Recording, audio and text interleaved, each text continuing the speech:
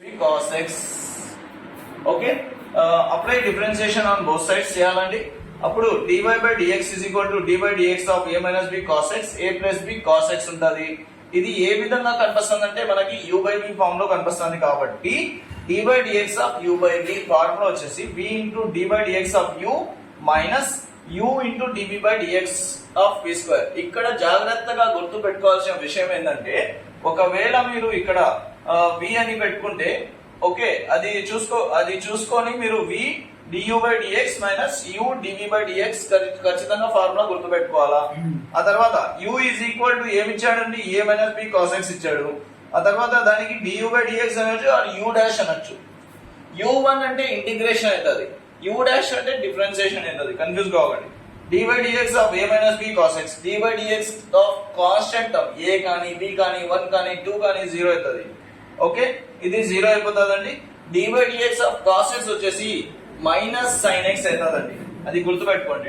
d by dx of cos x minus sin x, integration of cos x sin x అవుతుంది. Okay, minus sin x అవుతుందండి, minus into minus plus అవుతుంది b sin x. b తీసుకోండి. మనం ఎందుకంటే ఇది చేస్తున్నాము, ఇక్కడ మనం ఈజీగా మనం ఫార్ములాలో సబ్స్టిట్యూట్ చేసేయచ్చు, లేకపోతే లెంతీగా అనిపిస్తుంది problem. Okay, b is equal to a plus b cos x, b dash that is dv by dx, d by dx of a plus b cos x. ఇక్కడ కూడా మనం డిఫరెన్షియేషన్ అప్లై చేస్తే d by dx of a 0 అవుతుంది, ఇక్కడ cos x అంటే minus sin x అవుతుంది, అది కూడా వచ్చేసింది. ఇది తీసుకొని పోయి సబ్స్టిట్యూట్ చేయాలి. v అంటే మనకు వచ్చేసింది, du by dx అంటే మనకి b sin x వచ్చింది, right, minus a minus b cos x b sin x. ఇక్కడ ab sin x, b into b square cos x sin x. Clear? ఈ మైనస్ ఇంటూ ఉంది కాబట్టి ఈ మైనస్ ఇక్కడ తీసుకొని వస్తే ప్లస్ అయిపోతుంది.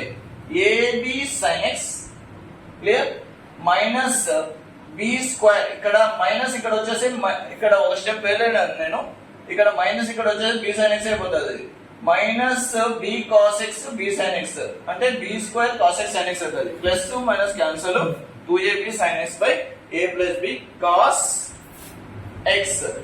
x whole square అవుతుంది. This is our answer. Thank you.